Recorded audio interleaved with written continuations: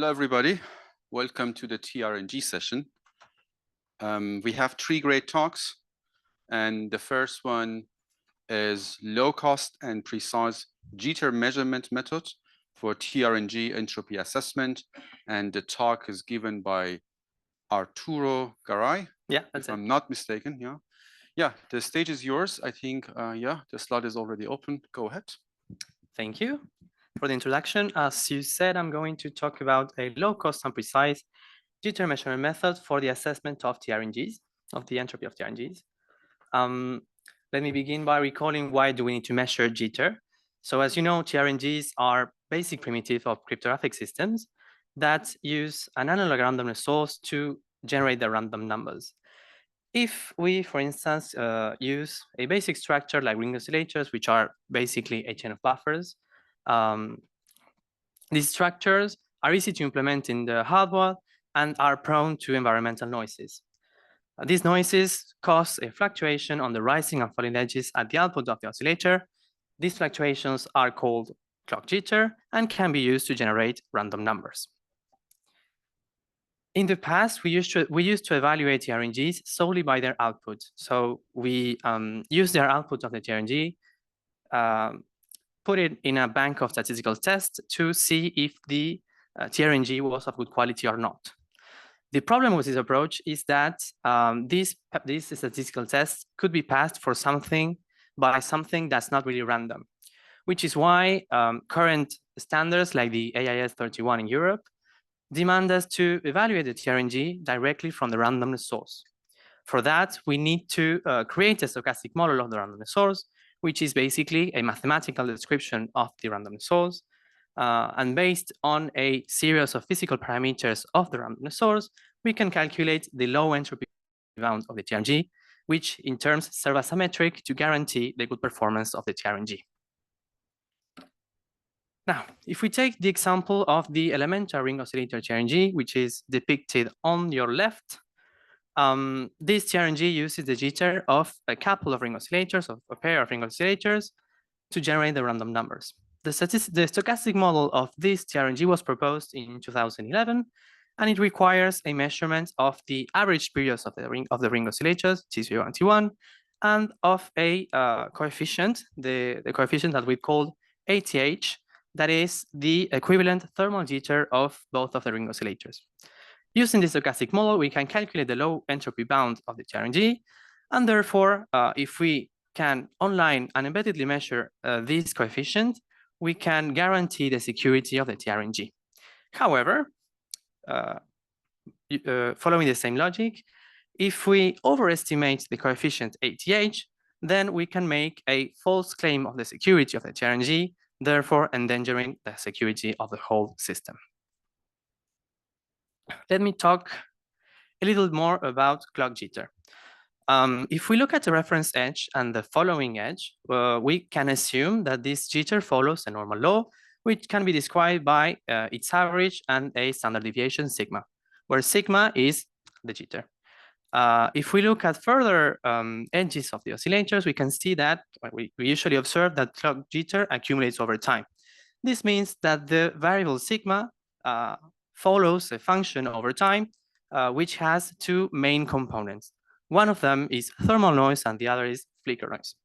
Flicker noise is a low frequency noise source, which will be more present or more influencing for longer jitter accumulation times at your right. And thermal noise is going to govern for shorter jitter accumulation times.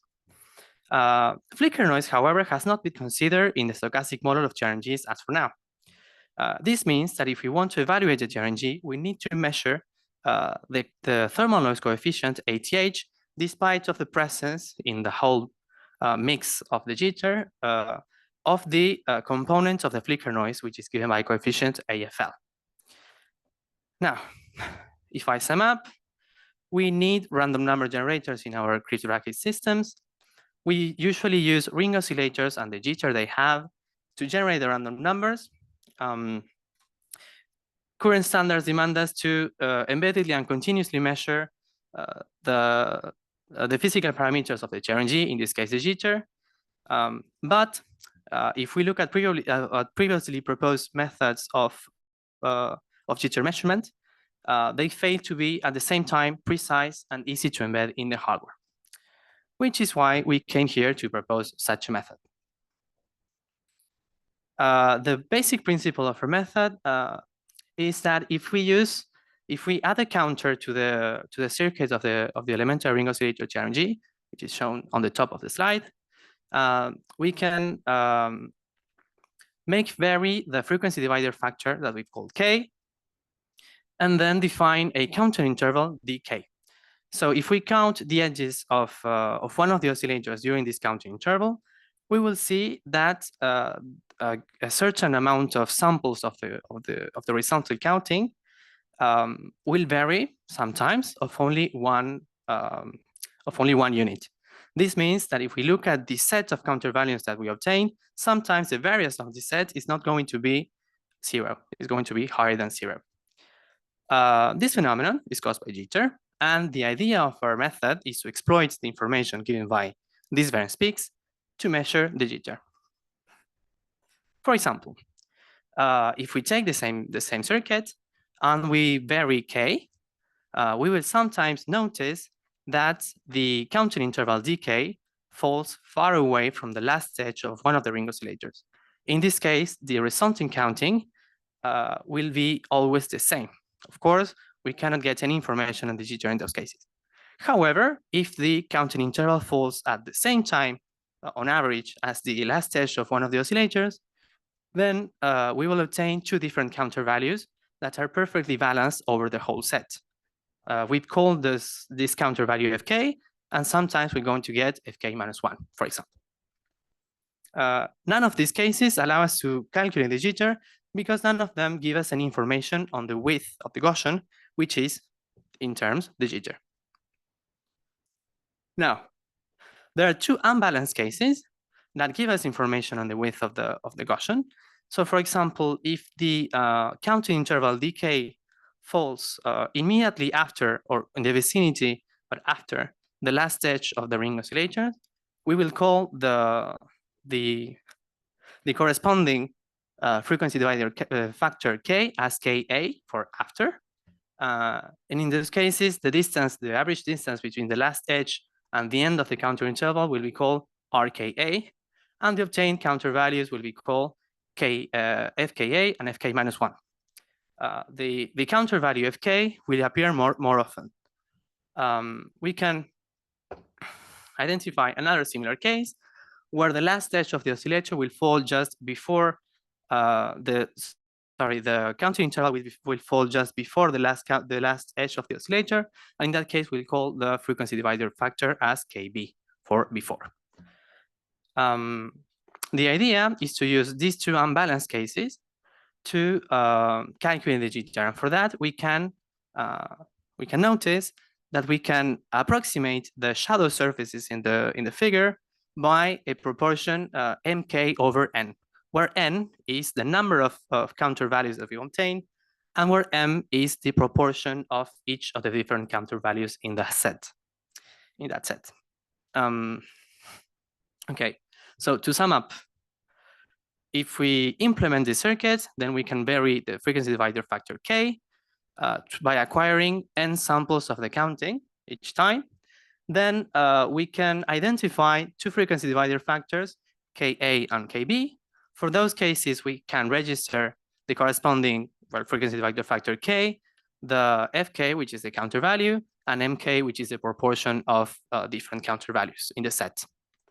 With those, we can then approximate the average ratio of the periods of the oscillators, T0 over T1, by a proportion that it is CL over L, where L is a very large number of the frequency divider factor. So we have to set K to a very large number that we call L. And we can approximate the ratio of these average periods by CL over L, where L is the obtained counter value. With all of these variables that we can measure using our circuit, we can use a function that is developed in our paper to measure the jitter. Specifically, we're measuring ATH over T1. So the equivalent thermal coefficient per period of one of the oscillators. Now, let me talk about the advantages of our method. First of all, it is very precise. We have, to verify that, we have emulated the ring oscillators under the influence of thermal noise only, and measured an average error of 0.04% and a maximum error of 5%. In these simulations, we've used different average periods of the oscillators and different initial phase shifts chosen randomly. And this also implies that the precision of our method does not depend on the specific hardware implementation that we've done, because in different hardware implementations, we'll obtain different average periods of the oscillators, and our precision does not depend on them. Now, another advantage of our method is that we have studied very thoroughly the measurement error. And for that, we took into account the sources of error of our method, which are given by the approximations that we've made. So the first approximation that we made was the area of the Gaussian curves, which was approximated by mk over n. This error is going to always be there because n cannot be infinite, but we can avoid the areas of the jitter Gaussian that will amplify this error. For that, we need to get far away from the unexploitable cases, which means we need to get far away from the middle of the Gaussian curve and for the very tails. And this means that in turn we have to bound the distances RKA and RKB. Of course, we cannot do that directly, but in practice, we can set n to a given number and then limit the proportions mka and mkb. The secondary source of error is the second approximation that we've done. So the average of the ratio of the average of the periods of the oscillators. This error can be bounded easily if we set L to a large enough value. I will talk later what's large enough. But using these two approximations and these two sources of error, we can calculate a maximum error bound of our measurements that we called delta W. Delta W allow us to make sure that we are not overestimating the jitter at all. So we can decimate our measurement by delta W, assuring that we are never overestimating the thermal components of the jitter.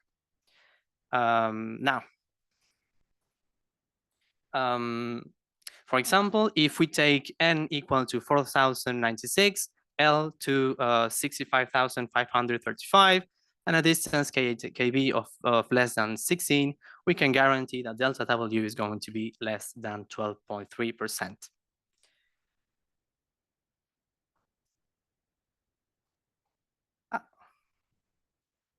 Now, another two advantages of our method is that it is parameterizable in terms of runtime. If we set n to a lower value, we'll get faster measurements, but in turns we'll get a bigger error. So we can reduce the total runtime of our measurements at the expense of the precision of the measurements that we get. On the other hand, our method is less influenced by flicker noise because as we know, flicker noise is an unwanted source of jitter, but as we use short jitter accumulation times, then the resulting measurements will be less influenced by it. Let me just talk a little bit fast about our results. We've implemented our method in 3 different FPGAs. In this table, I'm showing the Ka and Kb factors that we found, so the jitter accumulation times, the resulting measurements, delta W, and the decimated measurement of the jitter. In this experience, we can only verify that our method is repeatable in different FPGAs, that usually the jitter accumulation times are of around 100, but with a little bit of luck, we can find accumulation times of around 50. In real measurements, the obtained delta W is of around 10%, although we have calculated a very conservative value of 12%. Because it is conservative, in practice, we are bound to find something smaller than that.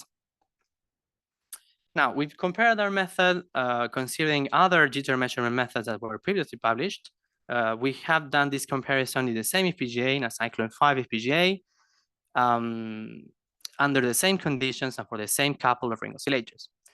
We first noticed that older jitter measurement methods that use long jitter accumulation times greatly overestimate the obtained jitter.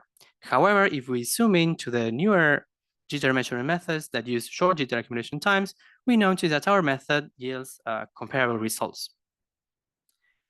However, we also notice that if we use jitter accumulation times in a wide range of 1 to 255, the variation of our method was important. And we think that this variation is due to flicker noise, which is dependent on the accumulation time of the jitter. Therefore, if we filter out the jitter accumulation times that are more than 70, we obtain a set of measurements that has a smaller variation and in terms a smaller average. So for us, the presence of flicker noise will cause an overestimation of the thermal components of the jitter. We've also compared our method with 4 other jitter measurement methods that were previously published concerning 4 parameters. So the total runtime of the jitter measurement, the area that it took in the Cyclone 5 FPGAs in terms of ALMs, the power consumption, and whether or not the precision of each of the methods is dependent on the hardware implementation. From this, we notice that our measurement method finds the best trade-off. However, the weakest point of our method is that it can be very long. It can take very long times, a very long time. Specifically, the total runtime of our jitter measurement is maybe 3 or 4 times bigger than 2 other recently published jitter measurement methods. However, as I said before, if we tune the number of samples that we acquire to get our jitter measurements, we can reduce the total runtime at the expense of a smaller, of a bigger error. To conclude, if we take into consideration that flicker noise is more influential for longer jitter accumulation times, and that this problem is increasingly important as transistors shrink the size of their channels, then we propose this method that uses very short jitter accumulation times, thus reducing the influence of flicker noise on our measurements. Besides, this method is easy to embed because it only requires to add a counter to the elementary ring oscillator Trng. The error of our method has been thoroughly studied and simulated. We can always control the precision of our method, and we can still find a trade-off between the precision of our method and the total measurement runtime. Thank you for your attention.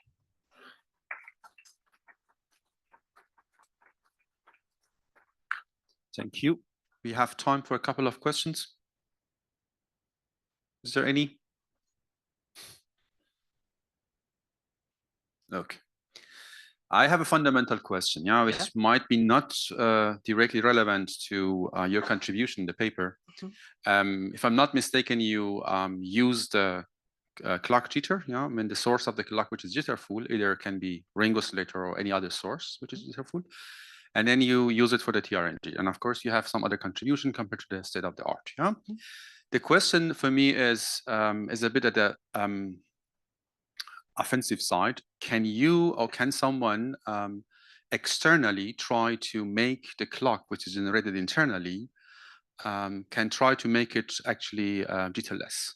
Synchronize it with some other source, which is completely jitterless, and then externally force the chip in a way that, of course, with some, I don't know, with some electrical, some physicists should actually help here, either through the VDD line. I mean, you can actually have some effect on the frequency of these oscillations, and then somehow synchronize it in another source, which is fully jitterless.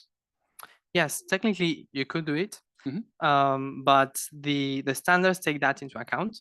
So when you when you design an online test or embedded test, as required in the AS31, you will eventually create something, some sort of alarm that will tell you that ring oscillator or your randomness source is totally synchronized or jitterless. And in that case, you would stop the functioning of your TRNG. But how do you measure this? Is jitter-full or jitterless? Well, using something like our method. Okay. Means that you always have to look at the entropy of the generated or output of the TRNG. Yes, somehow? that's the standards require us to do an online test, for example. And the online test means that it has to be done periodically. Of course, they have different criteria on how frequently and how precise you should be, depending on the type of the test. Okay, thank you. If there is no other questions, then let's thank the speaker again. Yeah.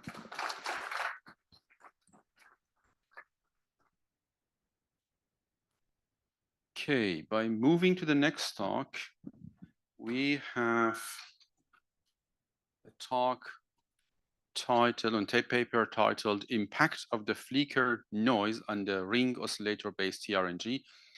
And if I pronounce it correctly, the speaker is Lisi News. Yeah. Benal. Benal. Oh, good. Okay. The stage is yours. Thank you, everybody. So today I'm going to talk about some work that we did together with my colleagues in CEA and together with Victor Fischer. We tried to have a first glimpse about the impact of flicker noise on the closer here. Okay, sorry. So about the impact of flicker noise in the ring oscillator based TRNGs. So in today's presentation, I start with an introduction about the use of jitter to produce random numbers. I'll go a bit faster through this because my colleague already presented this. Then we used an emulator of a ring oscillator to try to reproduce real results. And then we used it to study the influence of the flicker noise on the entropy and the autocorrelation. And in the end, I'll conclude. So random number generators are the building blocks of many cryptographic systems. And the issue is that just by testing, we can have type 2 or type 1 errors. So the AIS31 requires that we produce a stochastic model, which means that we need to identify the physical phenomenon which is causing the entropy of the TRNG, and then to use the noise models, in our case jitter, to generate a stochastic model. And our work, of course, is based on ring oscillators. So what's a ring oscillator? So generally, it's based on a node number of inverters, which may also have some delay lanes. And what happens is that when we put a 1 at the entrance of the TRNG, the signal moves crosswise with the PMOS, NMOS, and then the PMOS, and then comes back and then goes the other way around with the NMOS, PMOS, and NMOS. And so this way it gathers the noise from all the transistors. And the periodical system that results out of this is not perfect, and the error is called the jitter. What's important is to know is that jitter increases over time with a snowball effect. So in TRNGs, we generally what we do. This is the image of an elementary TRNG. We sample one clock with the other. We use one as a reference and as an entropy source. And what we consider is that we have one perfect signal and one jitter, the ring oscillator signal. So we use the frequency divider to accumulate enough jitter. We can see that the more jitter accumulates, the more it will be improbable to predict the output of the TRNG. So the sources of jitter are multiple. First, we have global deterministic or parasitic noise, which come normal in any circuit. This can be reduced by a differential principle. We also may have crosstalks between the oscillators, and we solve that by isolating the oscillators between themselves. And also we have the noise floor, which comes from the measurement, which is the quantization noise. And from a physical perspective, we have mainly thermal and flicker noise. So thermal is the linear part of the accumulated jitter, and flicker is the quadratic part of the accumulated jitter.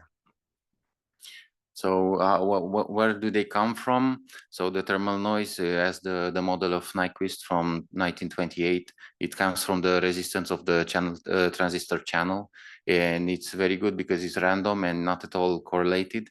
And flicker noise comes from basically two mechanisms: the carrier number fluctuation, which comes from the trapping or detrapping of the traps at the interface of between the gate oxide and the channel of the transistor, and also from carrier mobility fluctuations, which is the scattering in the transistor channel. So flicker noise is random, but it brings some correlation, and this correlation in terms for TRNG is not good because it's predictable. So current entropy models for TRNGs use basically the thermal jitter component in two ways. Either they isolate it by measuring the amplitude of the linear part of the jitter, or they postulate that only the thermal noise contributes to the entropy of the TRNGs. So there are two issues with that. The first issue is that we can never be sure about measuring correctly the linear part of the jitter, because we are for sure all the time that we can measure the noise floor and the flicker part, the quadratic part, but we have no idea if we really measure the thermal part of jitter, which can be hidden by the two. And the other issue is that normally, in order to get high entropy from TRNGs, the TRNGs work in an environment which is dominant by the flicker noise.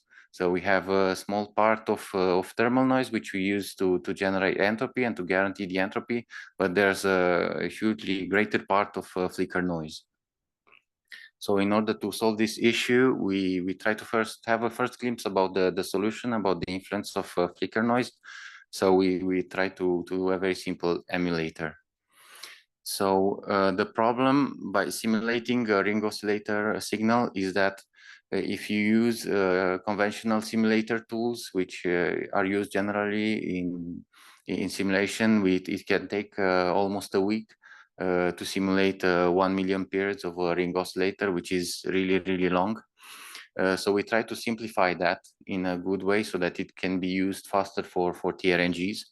So we generally used the model of Hajimiri from 1999, which states that there's an impact on the phase noise of the ring oscillator only during the transient phases of the signal, which means the rising and falling edges.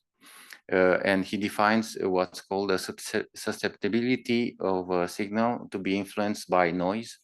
It's a function which is called impulse sensitivity function, and it's depicted here on the graph below.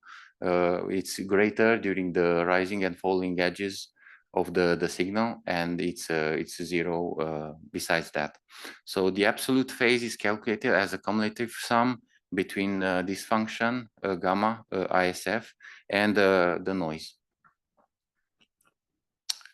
So for the TRNGs, we basically don't need the whole signal to do our calculations. We only need the point of the rising and falling edges.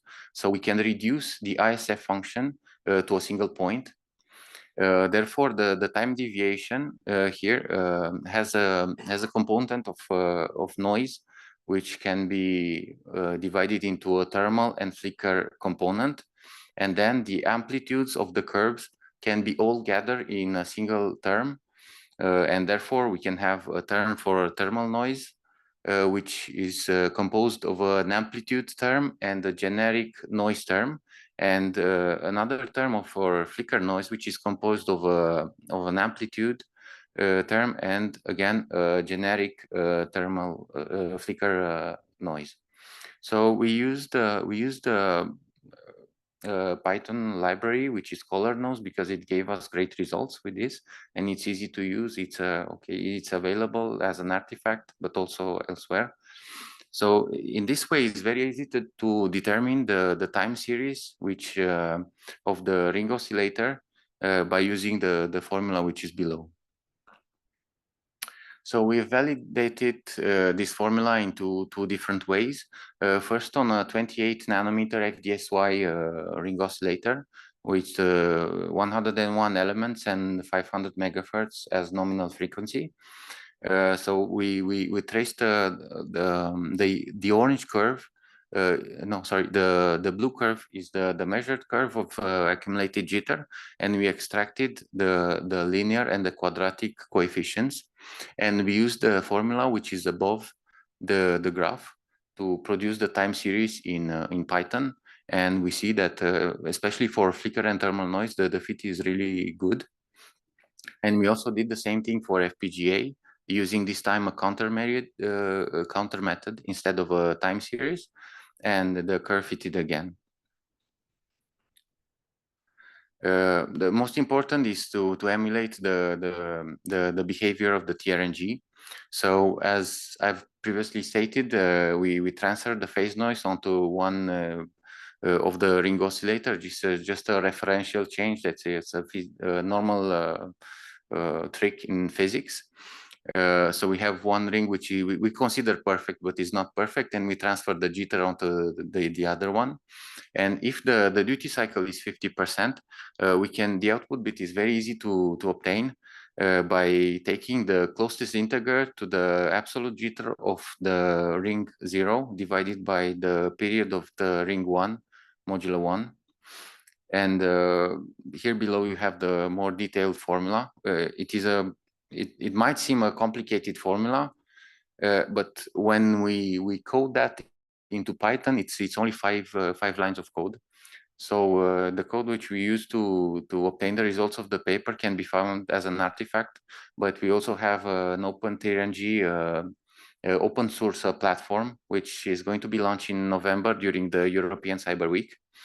And for this, we used, because it gave great results and it can be used by anybody in a fairly easy way.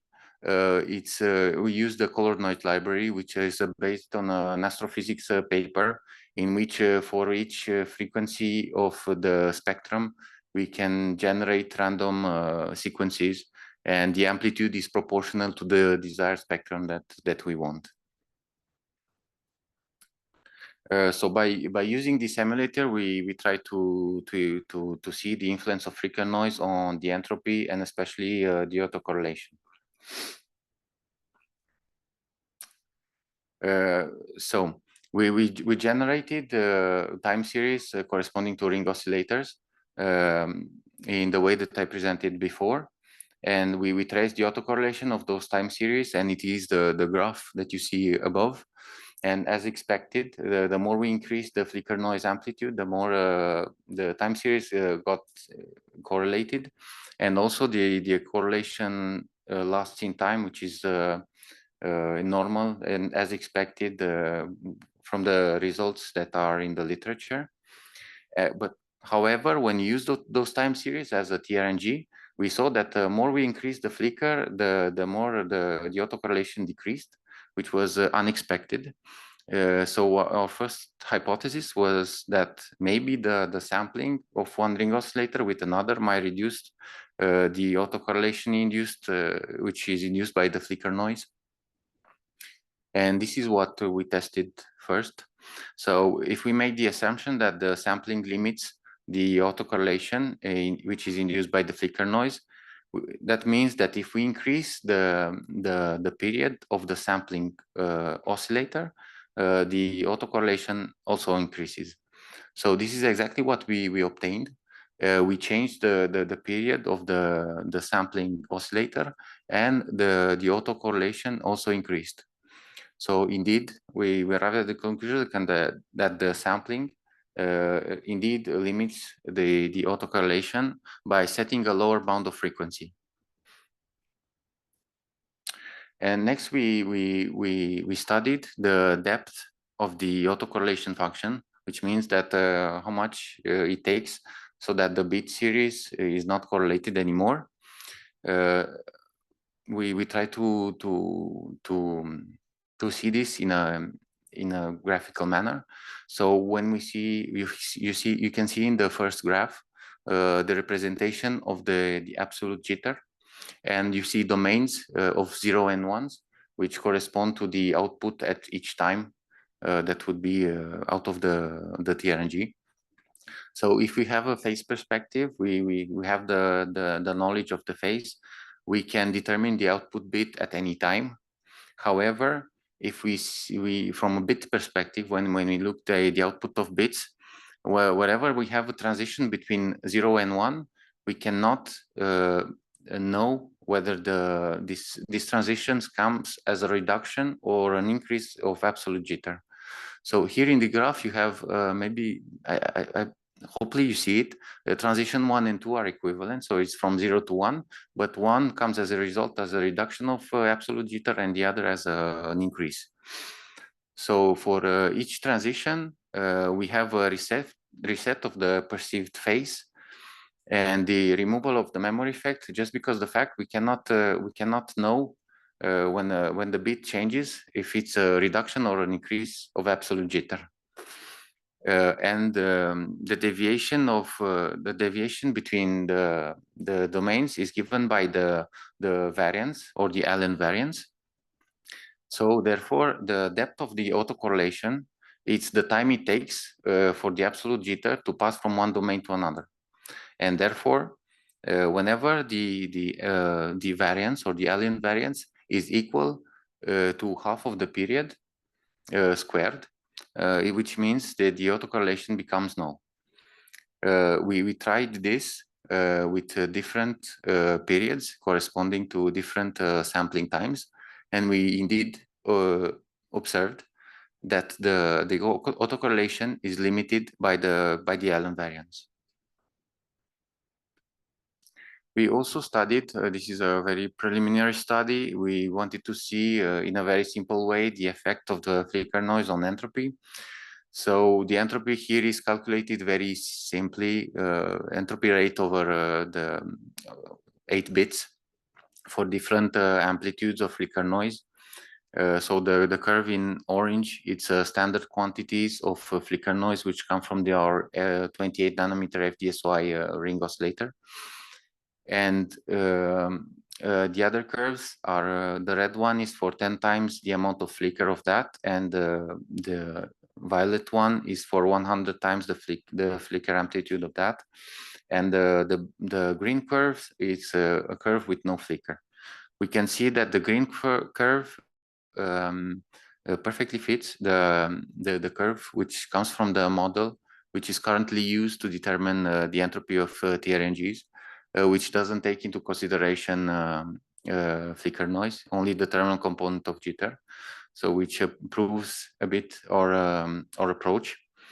And as we can see, generally flicker noise increases the entropy from this, well, maybe not experiment, but thought experiment.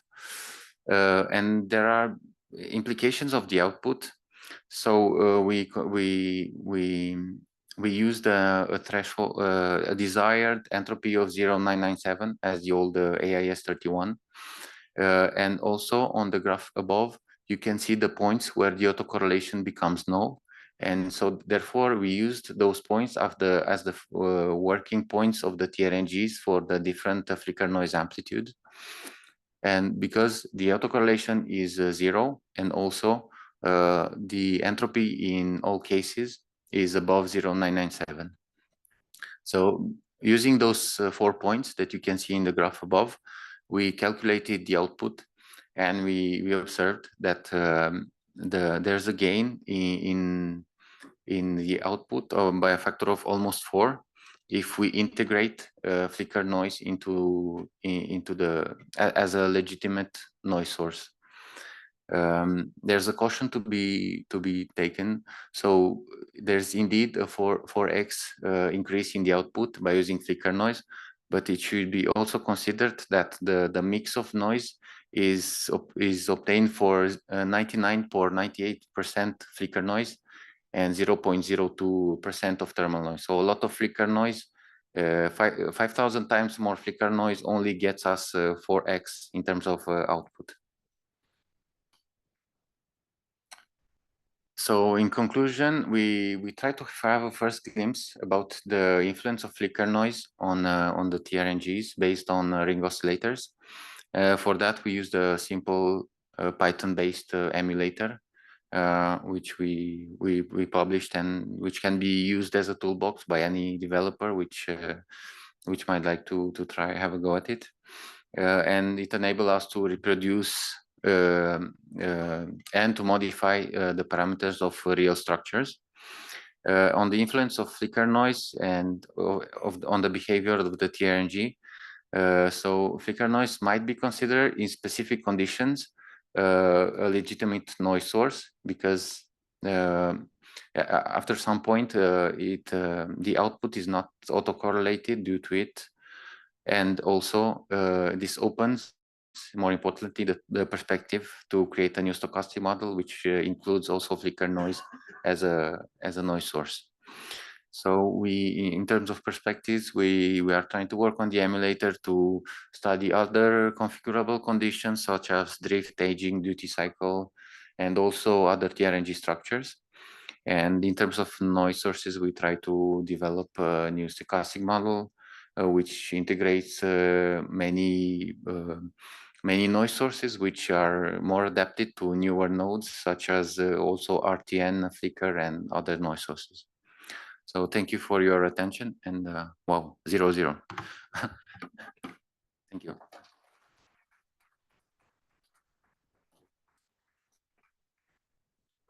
Is there any questions?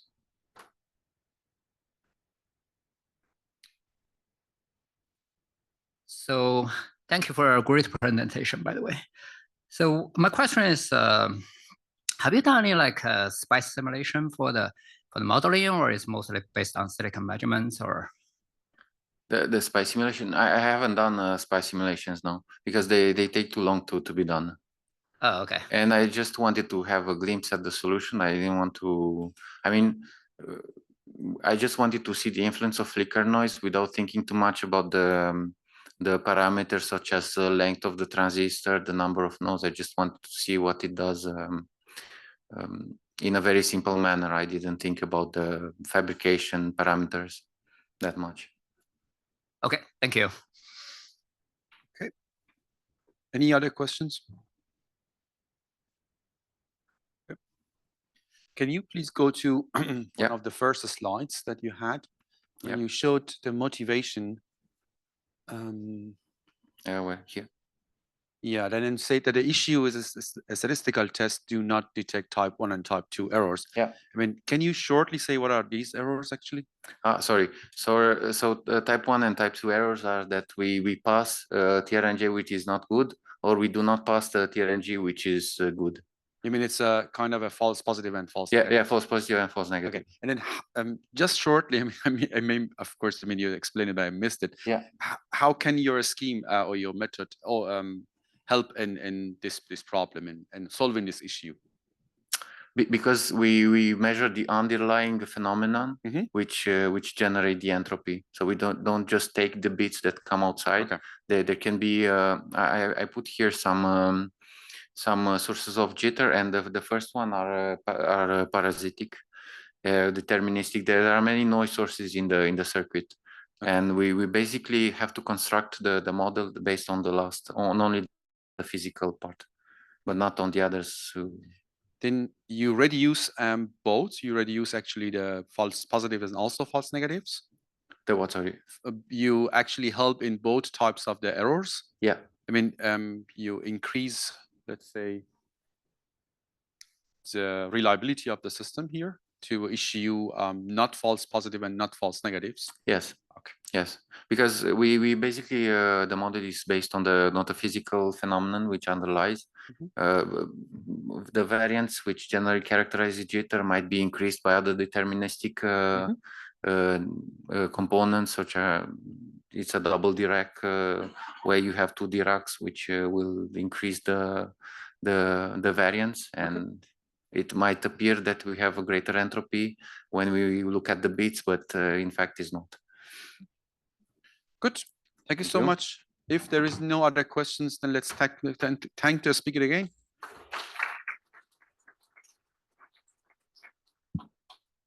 Okay. The last talk of the session. We are getting prepared for that.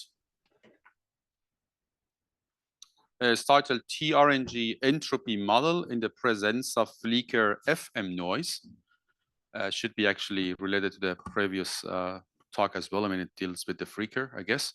And talk is given by Adrian Petersman. Thank you for the introduction. Can I see my slides on the screen as well? Or? Yeah, but I see the previous presenter slides. But, okay, I can look at it. Oh, yeah, it's fine now. Thanks. So in this talk, I will present our work called a Trng entropy model in the presence of frequency modulated noise, which is quite related to the previous talk. So the previous 2 talks already quite introduced the Trng quite well, so I will go over this quite quickly. So to generate random numbers for using cryptography, we mainly use 2 different circuits. So on one hand, we have devices called pseudo-random number generators, which are deterministic devices you can implement just using software. And what they do is they expand entropy contained in a random seed into a longer stream of randomly looking data. Randomly looking, so it's not, let's say, it's not actually random, because if you know the seed, if you know the algorithm, you can just reproduce the same data as well. So no fresh entropy is being generated here. On the other hand, you have devices called true random number generators, which are electronic devices that try to extract entropy from, for example, electronic noise. And the model that I will present in this talk will be covering the second type of devices. So as was the case in the previous presentation, I will also handle oscillator-based TRNGs. More in particular, I will also handle the most basic TRNG you can imagine, which is the elementary ring oscillator TRNG, which just consists of a single ring oscillator and a simple D flip-flop sampling the ring oscillator at regular time intervals. So all entropy being generated in this device is actually originating from this free-running ring oscillator. And if you enable a free-running ring oscillator, and you do this multiple times, you will see that the position, the location of the edges will tend to diverge in time. So if you wait long enough, this spread, this uncertainty will grow until this uncertainty has grown larger than the actual period length of the oscillator itself. And if you sample at that moment, you're actually not sure if you will sample a 0 or a 1. And this mechanism is then used to produce our random data. So of course, when we want to model this device, we have to model the phase of this free-running ring oscillator. So I have an exaggeration of reality shown in the graph on the right, which in red shows the noisy phase signal, which has some deterministic component, so the linear component you can see. And on top of this linear component, there is this noisy component. And in blue, you can see the waveform that comes out of it, which has a random varying period length. Of course, this is an exaggeration to make it more clear. So, okay, when we now proceed to modeling this phase, we can see that the phase has a linear component related to the nominal frequency, the Fn. And then added to this, there is this excess phase process, which we model as a Gaussian process. So this means that when we sample this excess phase process at multiple time points, we collect all these samples into a vector, then this vector behaves as a multivariate normally distributed random variable. We also assume this random variable has 0 mean. It's unbiased because any bias should be captured by the nominal frequency. So by selecting the correct nominal frequency, you can make this unbiased. So the entire behavior of this excess phase process is actually being captured by the covariance matrix. And this covariance matrix is then constructed by using the autocorrelation function of the excess phase process itself. And by selecting differently shaped autocorrelation functions, we can model different types of noise. More in particular, as was the case in the previous talk, we will focus on the two most dominant noise sources in free-running ring oscillators for TRNG applications, which are wide or thermal frequency modulated noise and flicker frequency modulated noise. We will also assume that the noise behaves as a power law, meaning that the noise is actually an addition of, in the frequency spectrum, of different powers of the Fourier frequency.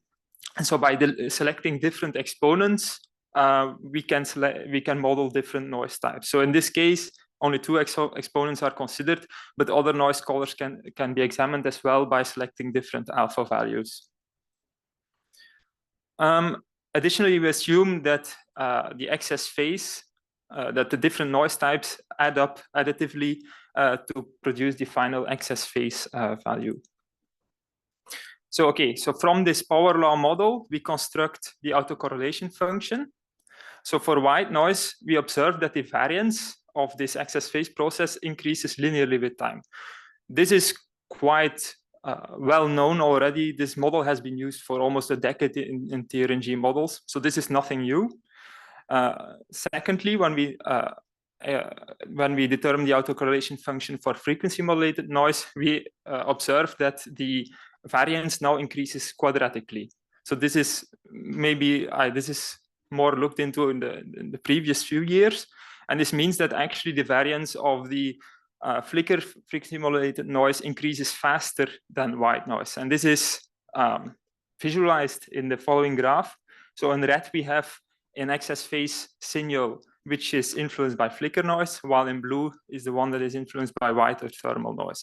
And we can see that while it starts, the variation starts smaller for the red one, it grows faster, and at some point, if you accumulate long enough, it will overtake the variations of the white noise, meaning that at some accumulation point, there is an equivalence between both noise sources, and this we call the noise corner.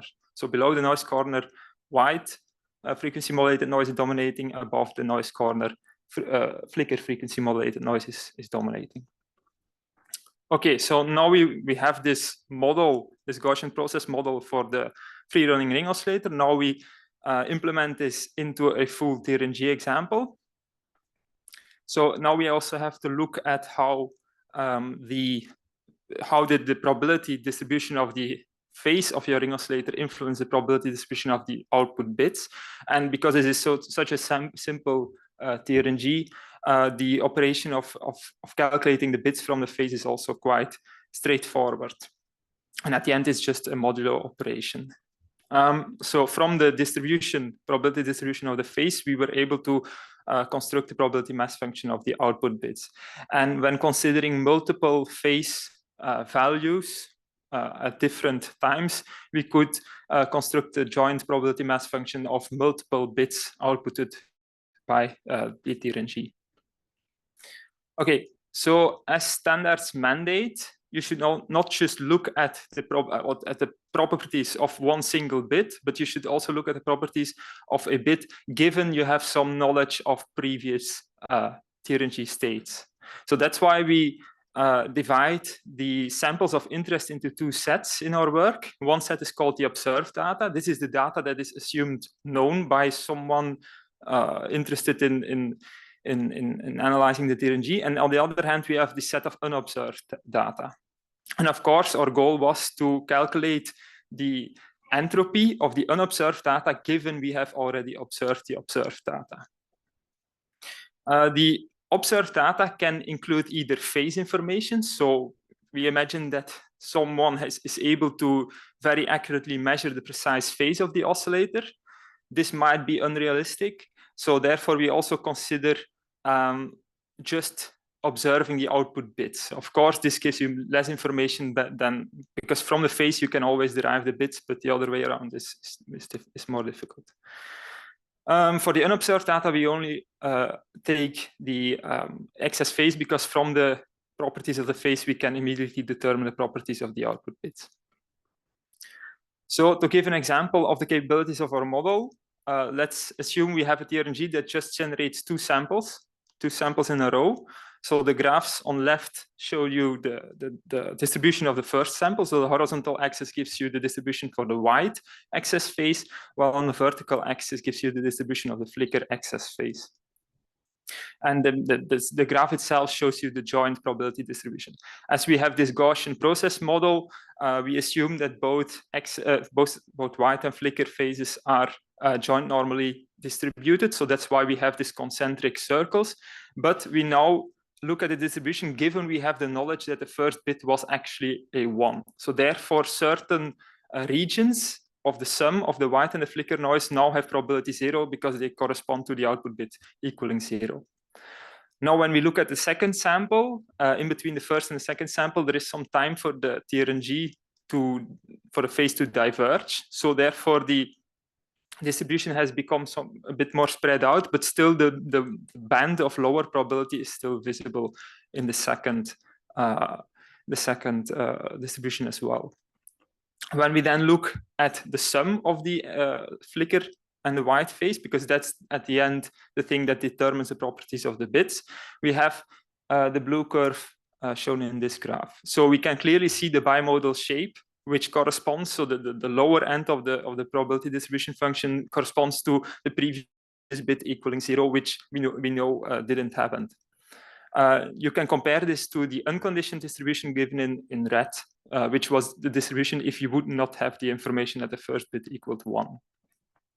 So from this distribution function, we can calculate the probability of obtaining a 1, which is just integrating at certain regions.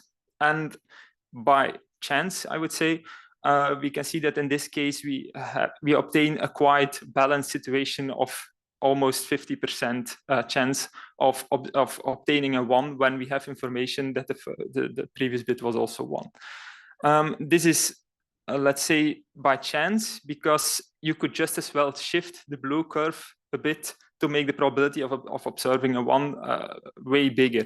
And this phase shift is something, it's determined by the accumulation time, and it's something that you don't really control. So therefore, in our work, we use a metric that we called worst case entropy. And this worst case entropy is actually shifting this probability distribution function in such a way that we maximize the area, so maximize the probability of observing a 1. And when we do the calculations for worst case entropy, we observe that indeed entropy drops when we have knowledge that the first bit equaled a 1, as you would suspect. Important for this is that worst case entropy is therefore independent of the phase shift. Okay, so now we have our model of the Trng. Then we then proceed to simulating this model with some realistic parameters. Of course, the two main key parameters of our model are the magnitudes of both the white and the flicker noise strengths. So for white noise, already many estimates are available in the literature, and we selected one which is, let's say, a more conservative estimate at the lower end of the range found in literature.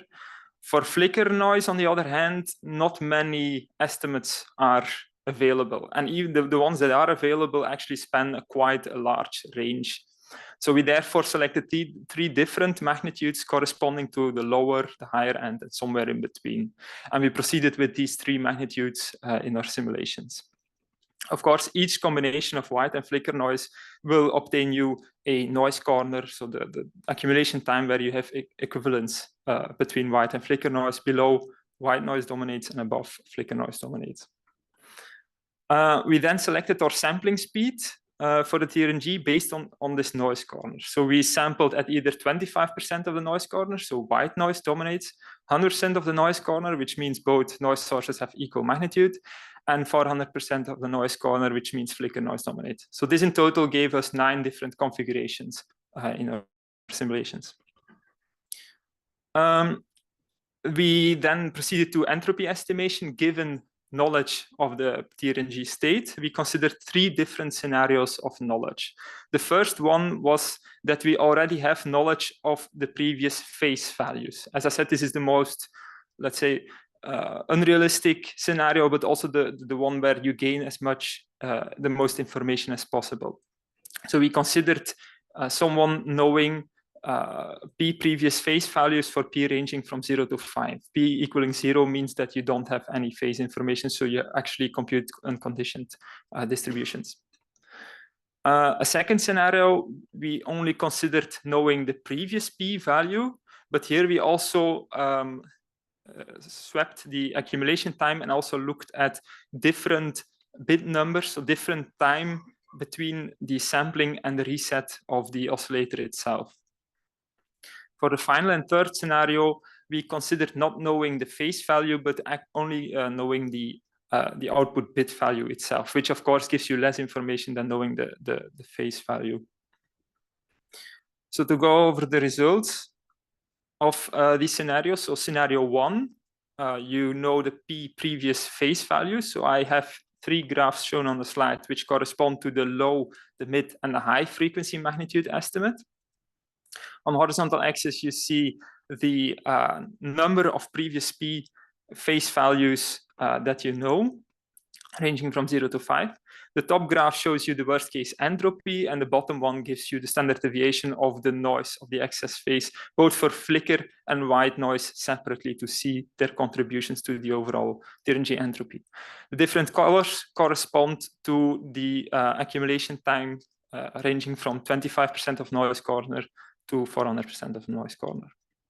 So 2 or 3 key observations we made from this first scenario is that, as would be expected, knowing the previous phase value, so only knowing the first previous phase value already significantly reduced the entropy contained in the output. So you gain a lot of information by observing the phase of the previous bit. Second observation was that knowing more than one phase value for white noise doesn't actually matter, because for white noise, it's quite a nice model. Everything is independent, and the only new information being generated is actually captured between the second to last and the last bit. So knowing 1 or 1,000 phase samples does not do anything for your entropy. For flicker noise, this is actually not the case, because flicker noise introduces long-term dependencies. Knowing more phase values actually keeps on providing you more information, albeit significantly lower than knowing the previous phase value. Okay, then we proceed to the second scenario, where we only know, because the previous slide I show you that the largest drop in entropy is from 0 to 1, so we consider this case in the second scenario. So now we only have information about the previous phase value, but we swept the accumulation time and looked at different generated bits further away from the reset time. So again, the 3 different flicker noise magnitudes were considered together with the entropy generated by the white component, which is given in black. So our first observation was that depending on which magnitude for flicker noise you select, you either get a significantly higher entropy value than compared to the white noise, a comparable entropy number, or a significantly lower entropy number, compared to white noise, of course. A second observation was that depending on which bit we were looking into, so for example, we looked into the 6th bit after a reset, the 1,000 bit and the 1,000,000 bit. So going further in time actually reduces the information you gain on the current bit, which is shown that the entropy curve increases when going to later bits.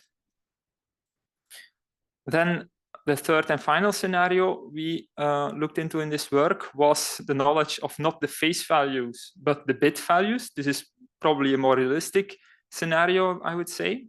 So again, 3 different graphs are given corresponding to the 3 different flicker noise magnitudes selected. The horizontal axis gives, again, the number of bits you have observed, and the graphs itself show you the worst case Shannon entropy. The colors, again, correspond to the different accumulation times selected. So our first observation was that, as you would imagine, knowing more previously generated bits indeed reduces the entropy remaining in the sample at interest. This is true for both flicker and white noise, but especially for flicker noise with a higher sampling rate, the entropy drops significantly, meaning that if you would not consider previous bits, you would actually probably overestimate the entropy in the output bit, because information of the previous bits can actually provide some information of the current bit. To summarize our work, so we developed a Gaussian process-based simulation model. This is a time domain approach, which is different to frequency domain approaches, which are available in literature for already 20 or 30 years or so. And this approach was tailored specifically for Trng entropy estimation. We applied our model to a very basic elementary ring oscillator Trng, and we considered the most dominant noise sources in free-running ring oscillators, which are white or thermal noise and flicker noise. And from this model, we derived a conditional entropy number for our Trng. We then applied this model to perform some exploratory simulations and examine 3 different flicker magnitudes and considered 3 different scenarios of Trng state knowledge. And we concluded from the simulations that indeed flicker noise, as was already argued in the previous talk, indeed flicker noise can potentially serve as a valid source of Trng entropy, but given that we observe that flicker noise is highly dependent on the actual magnitude that you select in your, or that you measure, we actually state that flicker noise should be harvested with great care, and we actually would like to see more experimental results to become available on a wider range of platforms before we can really rely on flicker noise as a source, as a dependable source of Trng entropy. So that's all for me today.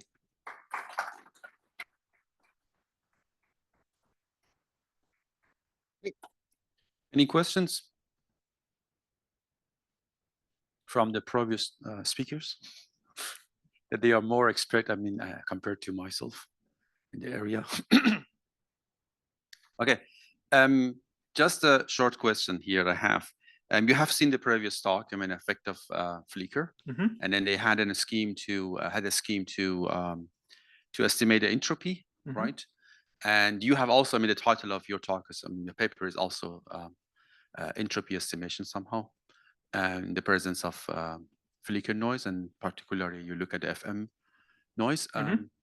Can you, for some of us who are not very expert in that area, tell us, okay, what is the conclusion here? I mean, how much we should care about the Flickr here, and then just by estimating the entropy, we can avoid the problem that in the previous talk was mentioned. Because you had some conclusion at the end here in the previous slide that yes, that is actually something that you should care about, but at the same time you said that is highly sensitive, yeah, to the chosen magnitude. What should be the actually takeaway message from these 2 talks that you somehow combine? The takeaway message, I believe, is that there is some potential in flicker noise, as the previous speaker has also mentioned. But flicker noise is fundamentally different than white noise. White noise is already quite commonly, is quite well known. It's used for almost a decade in Trng, I would say, and works quite well. And yes, I believe in some situations we can maybe boost the performance of a Trng by also incorporating flicker noise. So this is theoretical performance. The Trng itself doesn't change, but it's just our model changes and allows us to be a bit less conservative, let's say. But the main point I want to give here is that, yeah, indeed, flicker noise has the potential, but I think it's a bit too early now to already rely on flicker noise, because it's maybe not enough known, and its magnitude is the work that is available, the magnitudes vary that much, and as I showed you, the entropy is quite dependent on the magnitude, so maybe a bit more work should be needed there before we can rely. Okay, thank you. Yeah, Victor.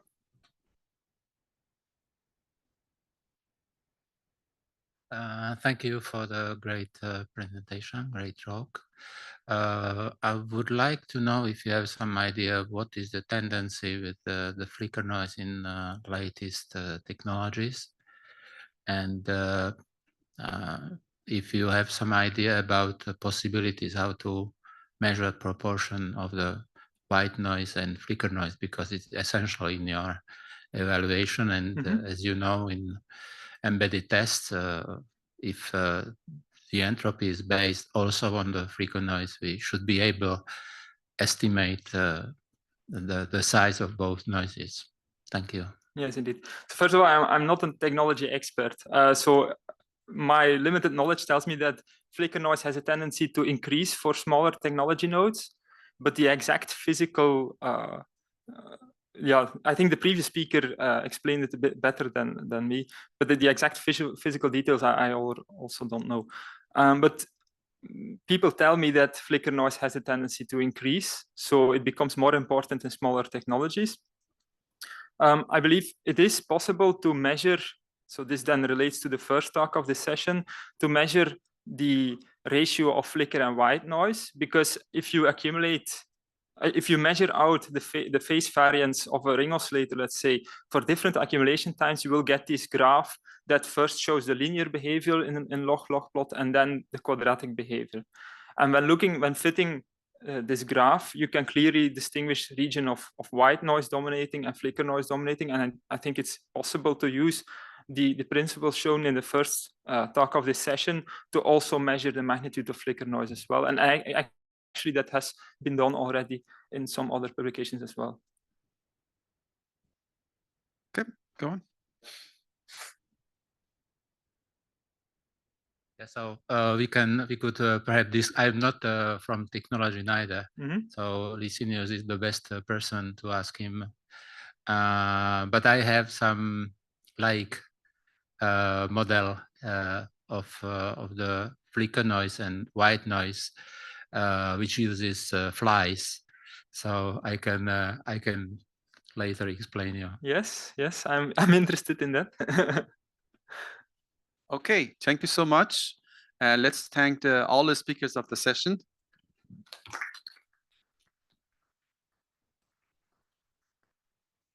Now I think it's time to have lunch.